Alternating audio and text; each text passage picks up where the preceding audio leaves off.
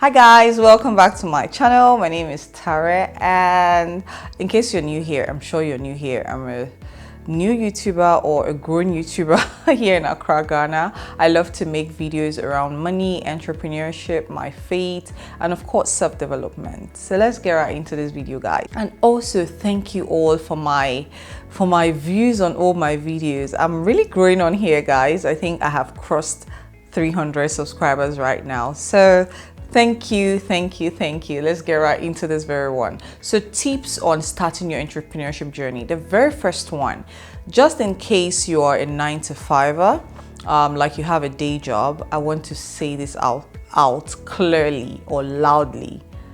Do not quit your job because you want to go into entrepreneurship.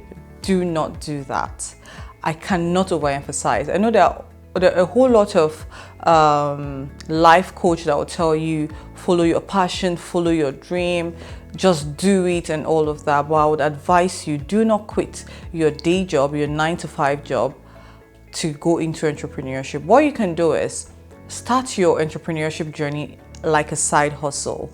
Feed it, grow with it, do what you have to do, learn your research, everything you have to do, but do not quit your job just yet.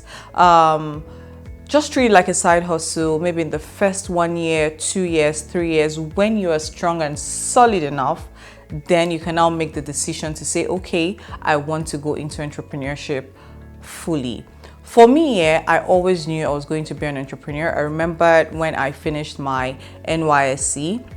There's this thing we do in Nigeria when you're done with university. I schooled here in Ghana, but when I was done, I went back to Nigeria to do my NYSC, National Youth Service Corps. So you do it for a whole year, where you serve the nation, right? So after I did that, I can remember I sent this long, lengthy mail to all my brothers and I told them I want to be an entrepreneur.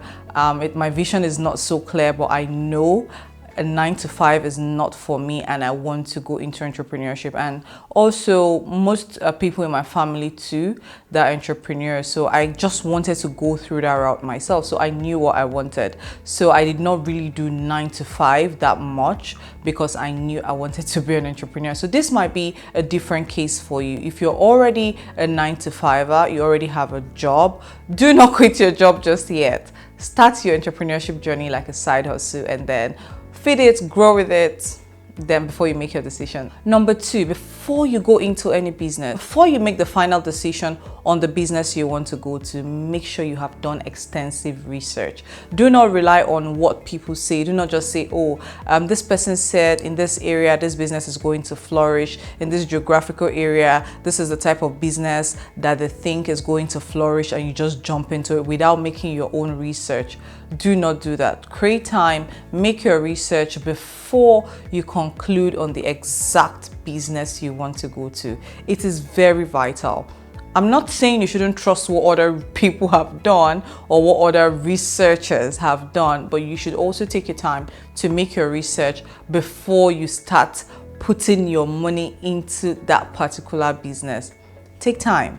Do not fall for the scheme of you get a huge return on investment if you do that particular business. Take your time and research. The third one, guys. Yes, it is easier said than done, this part. We get a lot of people that will tell you follow your passion, that hobby, that thing you like doing. Follow your passion, follow your passion. But I'm here to tell you this: follow the money. Follow the money. Make sure that the business you're going into is solving a problem first, because the money isn't the solution. So in as much as it would be nice and sweet for us to just follow our passion, and do what we love and do that hobby and all of that, at the same time follow the money. When you follow the money, it's going to make you last on the scene, all right? And if you know that your passion is something that is so expensive and it's not going to fetch you money, do not turn that passion into a business. Right? Do not turn that passion into a business. Follow the money. Look for a problem. The money isn't the solution. Okay, all I want to say is, if you have been thinking about entrepreneurship, start now. Just start. Now, the starting process is not necessarily you launching the business. The starting process might be the research stage. The starting process might be you writing down the ideas. The starting process might just be you even finding a name for that business, but just start. I know most people want the whole idea and the whole concept to be perfect in quotes before they make their first leap or they start, but just start now. If you've been thinking about it, if you have the idea, you're thinking, like I said in the very first point, do not quit your job here, but at the same time, start now. Start putting pen to paper, what you want to do, how you want to go about it. Start the basic planning right now and just start. Stop procrastinating. Start. If you're thinking of creating a product, what process will you go through? What kind of raw materials do you have to fetch? Who do you need to talk to? If you're going to be importing product, what is the process? If you're going to be retailing someone else's product, what is the process? Just start now so you know how to go about it and learn during this process. When you want to start a business, it is very important for you to have a basic, when I say basic, the basic business plan. There's so many business plan templates. I'll see if I can link somewhere here so you can check it out. But start, it might be just a one-page business plan, but have a basic business plan. This will guide you through and just something to fall back on and look back and say, okay, this is the actual plan I had before.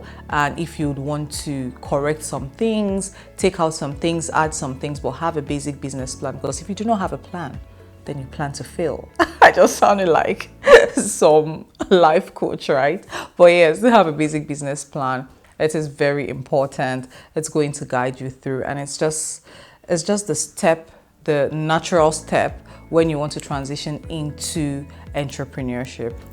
Point, be professional. What do I mean by be professional? So let's say you've gotten out your plan, you already have the name of the business. Maybe the name of the business is called Ladies and Scarves. That's the name of my business, right? So let's say that's the name of the business.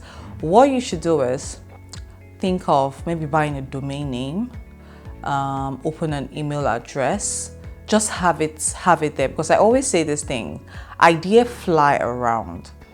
But when you catch it and you start to execute, then it becomes yours because there's nothing new under the sun. So once you have that name for your business, catch the name. And I mean catch it, you catch it. And then get an email address. You can just use Gmail for a start, buy a domain name, waiting for when you want to have your website and all of that. But yes, just be professional so you start from there. You can even start sending yourself email to that your professional new email, right? Just so when the business kicks off and then you're looking forward to maybe creating an email address or your website, you don't have to go through the problem of, oh, someone else already have the name now and things like that. Fine, you might even open a new business and then someone already have the name, but you know how to go about it if that is the case. But once you have your business name, you have the idea, just start being professional. Email is like the basic thing you need to have, right? So ladiesandscarves@gmail.com or ladiesandscarves.com.